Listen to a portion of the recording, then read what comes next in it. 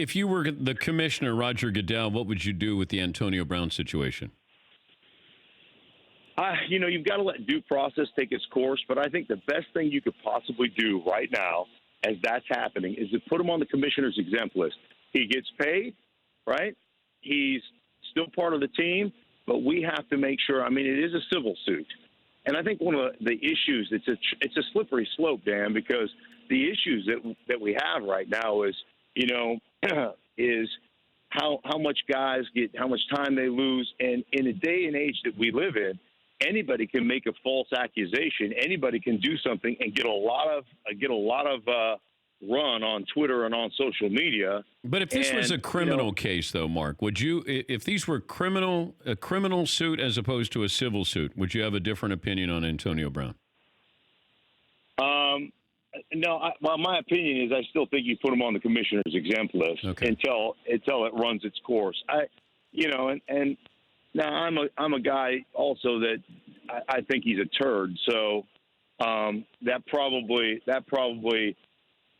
biases my opinion to some degree, just because of his antics and the way he goes about his profession. So I always say, just because you play a pro sport doesn't make you a professional. Well, when it comes to treating your teammates and the way you should approach the game, he certainly is nobody's professional.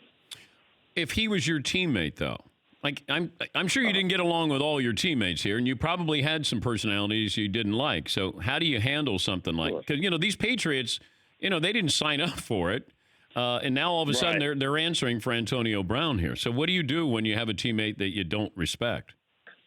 Well, you just try to avoid the questions. The problem is it's not just the questions from the media. You can avoid that. One of the things about an NFL locker room, Dan, is it's so compartmentalized. Like, if you laid out 12 photographs of all the 12 teams that I played for and said, you could probably point to 6 guys that I couldn't tell you what their names are. So there's a compartmentalization that goes on within a locker room. I go to my meeting, you go to your meeting. Sometimes we don't even bump into each other. You're on your side of the field on defensive backs. I'm on my side of the field as an offensive lineman.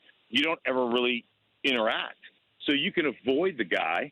It's not hard to avoid the guy within the context of the facility with the meeting rooms and all that stuff. And you can avoid the media. When they come to ask you a question about it, you can shut it down.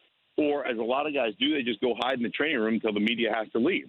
I mean, that's what guys do.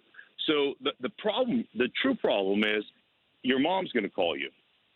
Your wife's going to ask you a question. Your sister's going to call you. Your buddies from college are going to call you. You're going to go out to dinner with your bride, and the waiter's going to ask you.